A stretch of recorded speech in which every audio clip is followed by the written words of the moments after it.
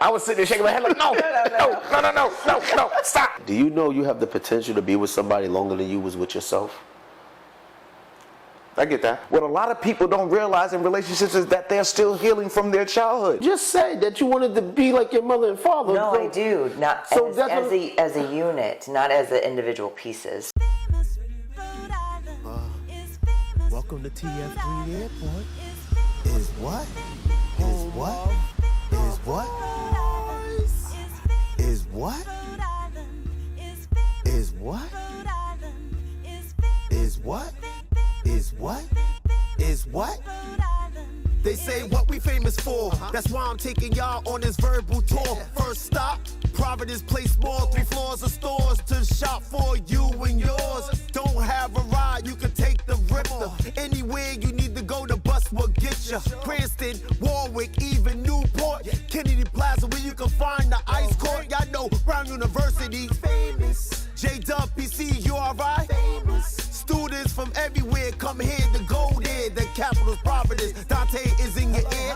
Home of the Blue Bug, Iggy's and Thayer Street. Full of stores to shop or places you can eat. Near is downtown P-Pack. Enjoy a show. The Dunk Water Fires. Other things you need to know. Can't forget Fat Hill for real.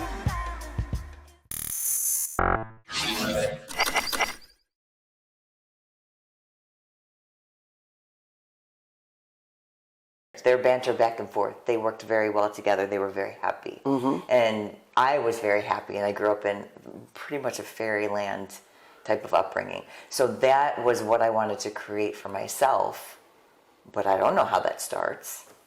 Their marriage didn't start off as a fairy tale. Mm-hmm. My mom wanted nothing to do with my dad. My dad was out on the little tennis court doing his little stretches and his short shorts and his little striped socks and with a fro. Yeah, Dad, I'm calling you out. Off the ash? No. Hey, you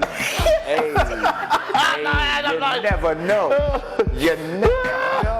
I'm good. I told you I'm good. You never know. That's what my boy said. He said, yo, you are wicked. He said, you off the head quick. Her dad was off the ash. That's gonna be the new conspiracy. Well, I'm pulling out pictures. I will pull out some pictures later.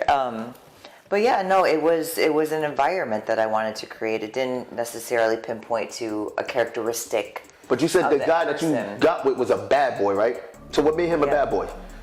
What was about him that made him a bad boy?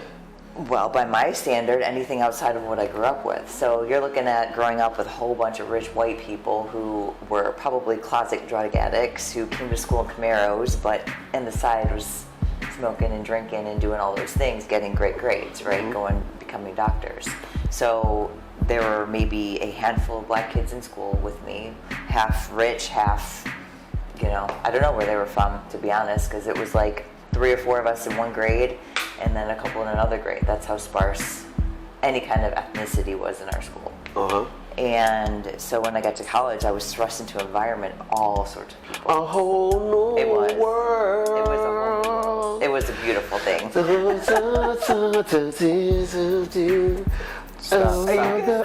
Let her finish, please. Just hum it to yourself. No, King, you know why I'm saying this? Because, I tell people this all the time. When you're in high school, as soon as you go to college, it's all, like the show, A Different World, really fit the narrative of what it actually is. It's a different world. Right. So you could go with a high school sweetheart and be like, oh, we're going to be together forever, looking you in your eyes and all that. And then as soon as you get to college, you forget about it because it's a different world. You start learning that, hold up, we don't have the same likes, the same, all that. So that's what. I get you. So I didn't really date in high school. I didn't really date in middle school. It wasn't even like that. So my goal was to go to college. I got a full ride to play volleyball. My goal was to play ball. And play ball. So I was put into this environment with all these amazing athletes. Now we produced way better than West Virginia University. Way better. No, I was best, actually. But I was just in an environment with athletes who were going pro, and it was just like I said, a whole new world. So I was just meeting people. I was enjoying what I was doing. I was minding my own business, and this came along my first, and we hit it off pretty well. And what was he doing? Was you attracted to him by his looks, What made you want to be with this man? Was because we was having this conversation on the beach about the first thing people see is I actually like the aura of a person. Okay. I sit and watch you and how you interact with your community, with yourself, and I look at a woman's shoes and her purse because I always say if you took the time to match your purse and shoes, you. Okay, so we have to bring it back a little bit. All right, so growing up, being very light-skinned, looking a little bit different. I thought you was white. But I know, but I was this color almost all the time. Short, curly hair. I've had my nose done. I've had my breasts done. So I look. You had your nose done? I had my nose done sophomore year in college. So I look a little bit different. So I looked different. I dressed a little bit different. I had a different color. And one thing that I thought of as I was going to college and starting to date and started like, what do I want for my family? What do I want for my children? Do I want my children to have the same issue I went through? What color do I want them to be? Right? Because Whoa, don't skip that. Where's the list? No, stop. I'm not. You didn't hit. No. I'm elaborating. What do you mean issues of? Huh? What you say issues like you went through? Like people teasing you and stuff? Yeah, absolutely. Okay, that's what. Yeah. I gotta make sure. She's already mentioned that before. Because we always looked a little bit different. Now I didn't really date that much. I just had some really good friends. We all had a good time. So race never really came up. But sometimes. What do you mean have a good time? Like y'all had sex and stuff? Or? No, I was virgin. I was prude and. I was gonna say you was a jump off. No. I wasn't doing any of that. Any of that in high school. But for example, for my brother, he had a lot more issues. Super cute, athlete. All the girls liked him. As soon as they found out he was black, they're like, "Oh, I'm not gonna date him," and they pulled away from him. And so, all of us, the four of us, all looked the same color. But growing up, my parents were like, "You're black. That's what you are. That's who I am." Okay, cool, whatever. However, and I'm like, dating. So my first husband is black, and My color or darker? about your color. Okay. Yeah, maybe a little bit darker. And I said, you know what? Something that's really important to me is I don't want my children to go through what I went through. I am black. I'd like to marry a black man. I'd like to have darker skinned children. I don't want that to be a question of what they are and who they are. And so that was kind of a baseline for what I was seeking out in a partner and it didn't matter who it was just, that's kind of what my radar was on. And so we started dating. He was a bad boy. He was in a different college. He was partying with some of the people that I was friends with in college, and he just had a thing about him. So it was kind of looks, it was attitude, it was how we spoke, all the things that kind of came together that made me attracted to him. And that was it. We started dating when I was like a sophomore in college, and we ended up getting married. So you didn't even get out of college, you just got married? Or you got married after college? After college, yeah. Okay. So I took 5 years to get my undergrad degree, and then, I don't know, I had to ask my mom, she knows all the dates. I think I hadn't started my master's yet. People don't care about dates, they just care about the... So I was in school for undergrad and getting my master's, and then we got married. And so that's where that led to. Where do you want me to keep going? What do you want? Where did it... So you're in this honeymoon phase for quite a while. Like everyone goes through the honeymoon phase before like reality starts to sink in, and it's like, you know what? I don't like the time when you suck your teeth like that. It's not cute. I don't like your face. Like when did that start to happen? Where it's like not particularly that, but when you like when things started not looking as like glamorous or like pretty as before, when it started to get dark, like when it was never glamorous. That's the thing. We grew up together, so we were both the same age. He had a son, and pause.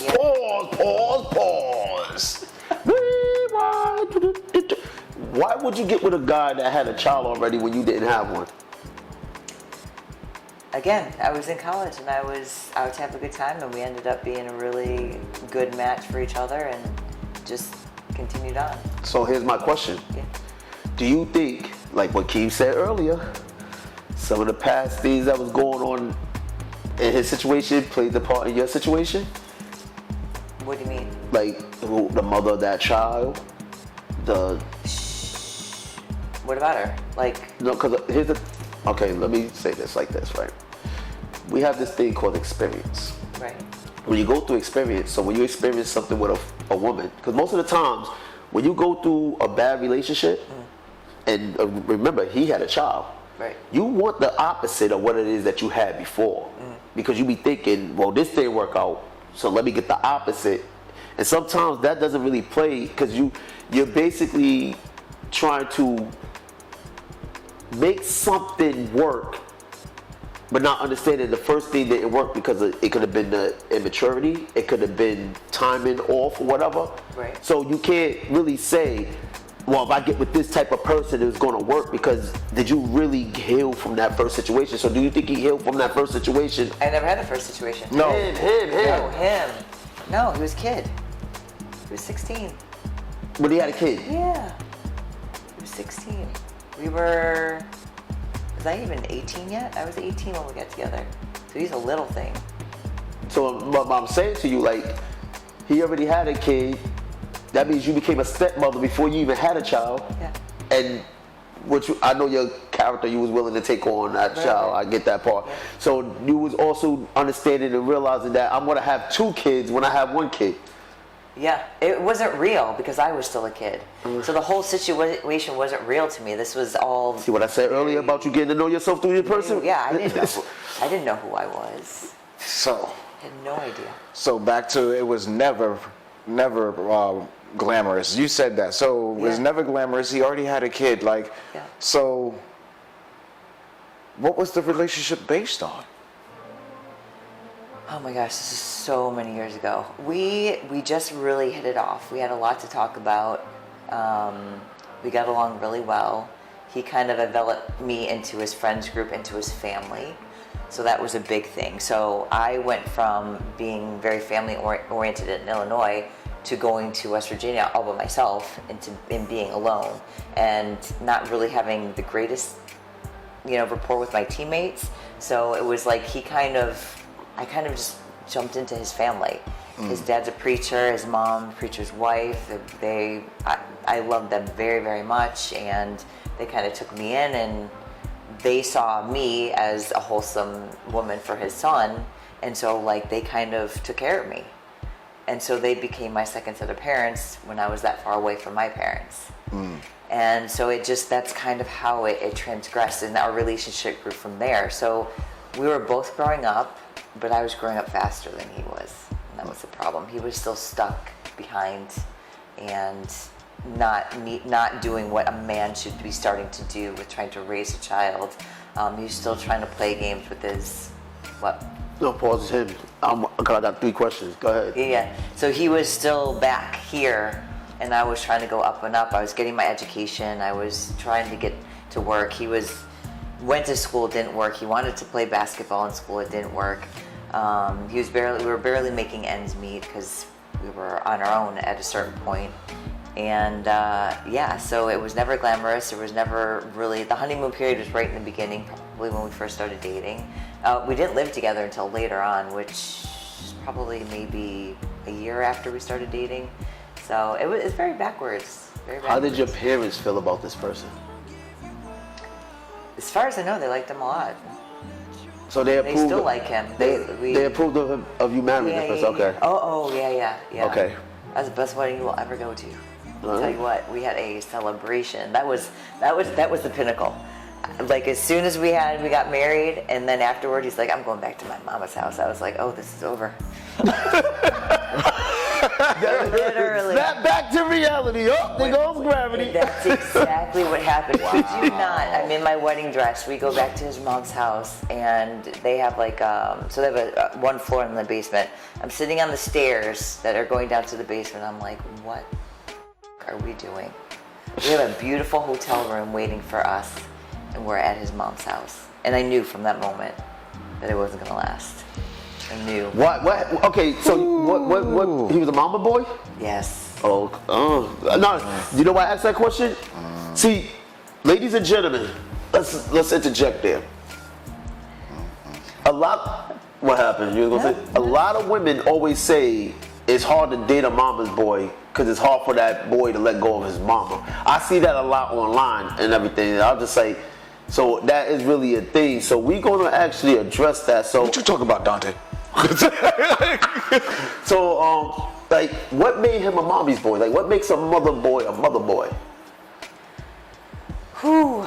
Cause you call me a mommy boy, they like, you was out of your mind. That comes from a deep history from the dynamic of him and his father and him and his mother. So that's kind of, I don't really want to breach that because he's on YouTube No. I don't want to like no, we don't need get to know. his business out there. When you talk about it, we talk about the principles. You don't, Right. like I said, when I talk to people, I don't need the gossip. No. I just need the principles. I think What do you define? How do you define a mama's boy? Yeah.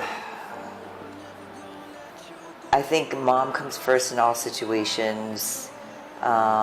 Very close, almost friend-like relationship. It's hard to say. I don't know. There's just a certain dynamic where, you know, not that he's at her tail, but it kind of felt like that at times. Like he would do anything for her, which I think should be the case in the most part. I think it was just the extreme of that.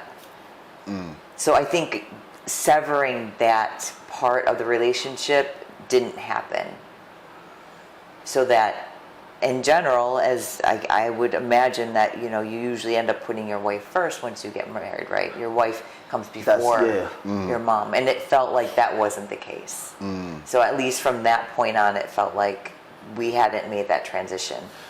So I'm gonna okay, so let's go back to the marriage. So you got married, you're supposed to be going on your honeymoon, you had a hotel room set up. Yep. Instead of him going to the hotel room, he went back home. We went back to his mom's house. Okay, and did he explain why? No, that I don't remember. No. Okay, so now here's my question. What did the mother say? And did she have any contribution to trying to let him know you have a wife? That I know of. We were just there because we went back to kind of have like another. No, I'm talking about in the marriage period, because again, she had to know, she had to give it the blessing for him to even feel comfortable enough. Right. To because like this is my point. Another thing. See, now let's put everything in perspective. This is a young man who had a child at a young age. Right. Finances not there. Right. So I'm already behind because of this. I'm a father already and can't take care of this child. Now I have a wife. That's 2 miles right there instantly.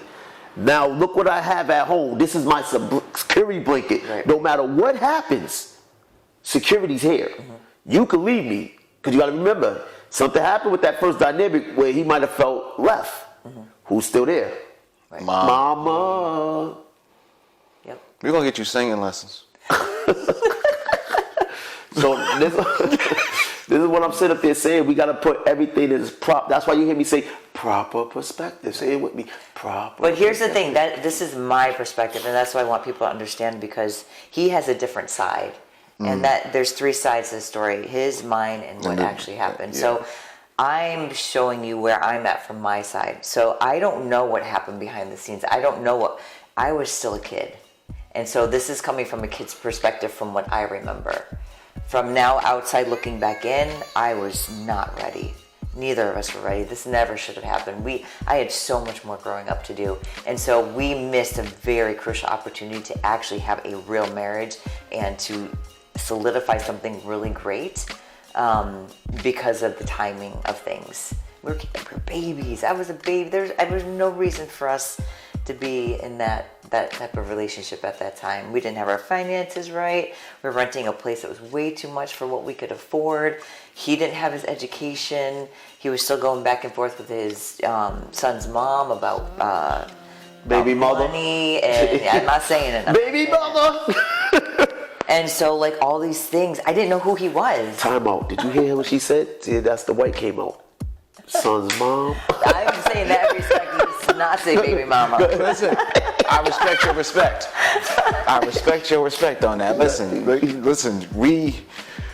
this, and that goes back to my point about, like, people not having that perspective in life. Some don't get it until later on. Some don't get it at all. Some are not lucky enough or blessed enough to have that retrospect of themselves and realize where they are and why they are the way they are. You know, they don't get a chance to really see, like, that they're hurt. They're still hurt. Yeah. They could be fine, smile in your face, have the best relationship on paper, but they're hurt every day. A friend of mine sent me a meme the other day, and it's like, you don't see where it's coming from. You never know until you get the message. I opened up the message. It says, man, it said, bro, I hope you're doing well with all those battles that you don't talk about. And I just stopped. I was like, because no one knows what you're dealing with internally. No one sees that, and unless you put it out there, like, nobody's gonna come and tell you, I got this disease. The ghost in the machine. That's what the book is talking about. You don't know what a person's going through unless they tell you. Yeah, exactly. So that very much so plays into relationships, and not just man and woman as partner, like husband and wife. That goes into friendships. That goes into relationships you build over the years with coworkers. That goes into relationships you build in a business. Like, these things are not just based on, when you say relationships, yes, everyone jumps to the first thing as, a couple, but no, relationships in general carry these same rules. Yes. With your child. Because they are in a world where they have no say, no understanding. They are just in it. Hold up, you don't jump the gun, because we're going to talk about children. She already said he was struggling with a child that she didn't have. So I wasn't going to go deep into it. I'm just saying. I want you to keep that. I'm just laying on the mayonnaise. Let me lay on the mayonnaise. Keith is a philosopher, yo. You're going to hear a lot of him in this episode. Wait till you get busy. He's just warming up. He's cooking. So let me continue on my part where I think I went wrong. My parents. Well, hold on though, before you say what you went wrong. So, because we painted a picture. Yeah. We can't afford our lifestyle. Right. Like I said earlier. He has a child that's not mine, but did you feel that as a burden or a blessing? Oh, I love that little boy. What? Was it a burden or a blessing? It wasn't a burden to me because we didn't have him all the time. So the situation was he was going back and forth. Okay. But seeing what was going on with your husband now, was that a blessing or a burden? A burden. I was a burden to myself. He was a burden to himself, and we just came with burdens. I'm Nikki. The reason why I'm saying what I'm saying is because, okay, like if I had a diagram or a board, I could actually paint the picture. Because I keep telling people, yo, listen, we're talking to an audience here. Right. So we got the foundation. The foundation his foundation wasn't even foundational, right, because he already was still finding himself, and he was finding himself as a father. Yeah. So he was already a father. He was already in some form of a marriage before he even met you, because he already had a child, and he had a child at a young age. So then when he come and meet you, and he's still finding himself and still gathering the pieces, whatever, and here's something I guarantee you, if I sit down and talk with him, he was using you as a form of relief of what was going on with these situations. Oh, could be. I know so. Sure, I'm sure he was out having a good time and. But see, that's my thing. Yeah. So here's the thing. Here's what I'm saying when I see the signs. Right. You're a father, you're partying. You should have been doing things that you needed to do to make sure your foundation was stable. I'm not saying he's right or wrong, but it goes to show you the ideology and the mindset of this person. See, I don't have to know him to know what was going on. Right. You 16, you're a father, you're still partying, you're still trying to party. So there was something that he thought was going to be a relief of what was going on in my situation. Yeah. So maybe if I did make it involved, the financials was going to come, but it didn't. Right. But again, what was the financial structure? Mama. Yeah, and we both came from strong backgrounds. He had a strong family unit. They were doing great. There wasn't a problem financially on either side. And so I learned relationships are easy watching my parents, because from what I remember, I didn't see a lot of arguments. There were things that were going on in the background that I didn't get to witness. Now that's tough, because one thing I will say of everything I've read, of everything I've experienced, you need to show conflict in front of your children, and you need to resolve them in front of your children so they understand how to resolve conflicts. I thought I was just going to walk into a marriage and be like, oh, I got this. No.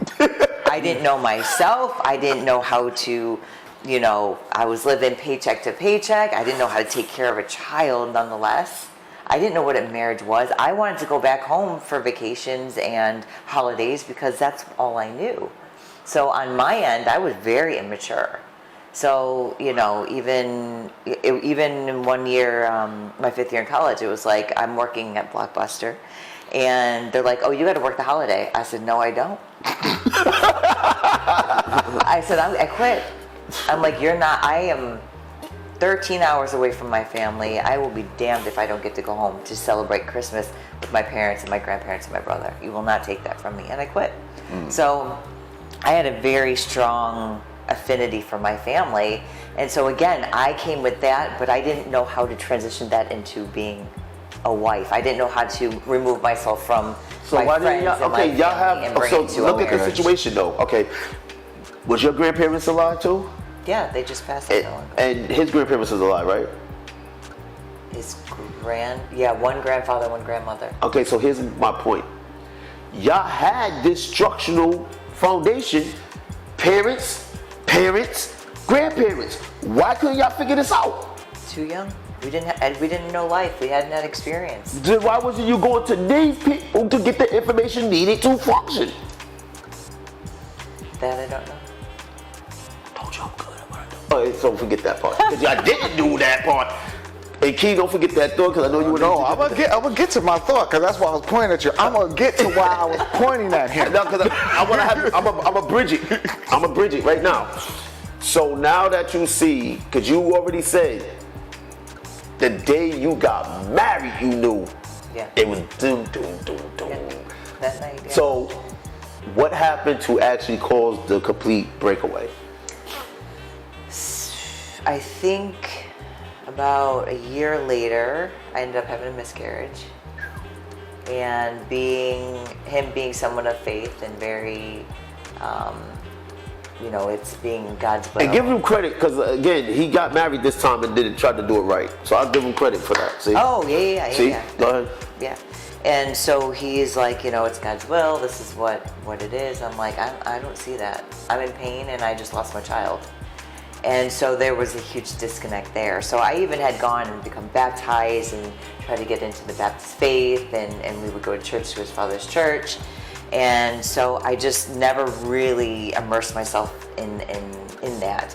And so I couldn't wrap my brain around that is how I could resolve what I was going through. And he was working and went that way, and I ended up meeting someone at work, and I went back to work. He's like, "Where have you been?" I said, "I had a miscarriage." He's like, "Oh my God, I'm so sorry." We connected right away, and then I ended up having an affair. Pause. I don't know how long we into this, but if this might be the no, not that pause like that. I'm talking for the show. I know. That's why I looked at the watch. I was like, But so yeah, this is like the part 3. I know this is part 3 already. But all right, ladies and gentlemen, and I do this for a reason, because we're on television. This is not a YouTube thing. This is television. This is my point of what I be sitting up there saying about relationships, marriages. If you marry and that significant other do not know how to be there for you, that's why my books are called The Disconnect. They don't know how to be there for you, you will seek someone that knows how to be there for you. That's going to happen. It's called human. It's a sense of belonging. Yeah. See, somebody would sit up there and say that you're a bad person, but let's explain the situation before y'all try to say the person's bad. I don't know if y'all had a miscarriage, and we're not women, so when a woman have a miscarriage, a man may not know how to dissect that. I got a phone call from a friend of mine who's also into church, who was going to actually do the same thing you did, because of what happened with his wife, and that she couldn't be there for him sexually. And I said, dude, you can't do that. You don't know what she's going through. Like, she's trying to bring forth life for you, a child for you. And for you to go and extend that relationship, do you know how devastating it would be? Because you basically blaming her for something she doesn't even have control over. So I understand that dynamic and where it comes from. That's why, King, I take it very seriously when I counsel people. and I want to make sure that I'm understanding because I can't feel what you feel. So now my question to you, and we're going to bridge the whole thing with King was talking about the conflict, because he went through an experience of that. That's why he pointed at me. We're going to bring that together because this is a conflict. Yeah. And the reason why I'm going to be able to bridge that, one, why didn't you go to the parental support system when you was going through this? Because again, you had the see, most people will look at this and say, I wish I had that. Right. And that's why I try to explain to people, it doesn't matter. You don't know how to use it, even if you have, you don't know. Because sometimes you are basically adapting to the environment you grew up in. Like I didn't have, I never met my father, but I adapted to know how to look at older male figures to help me become a man. I'm not gonna just hate my father. Hey, he wasn't there, but it's not gonna stop me from being a man and being the father that I could be. So why didn't you go to why didn't you go to one of the structure, one, and two? What did you think this man was? Now think about it. You had a miscarriage, so why couldn't you just be mentally there and emotionally there? Why did it have to become physical? I think it was something, well, knowing that the marriage was kind of So you were looking for a way out. I don't think I even knew how to ask for help either. Like I didn't know, I think it happened so fast before I could even, like not the physical part, because we like started working out together, we got along, we hit it off right away, and we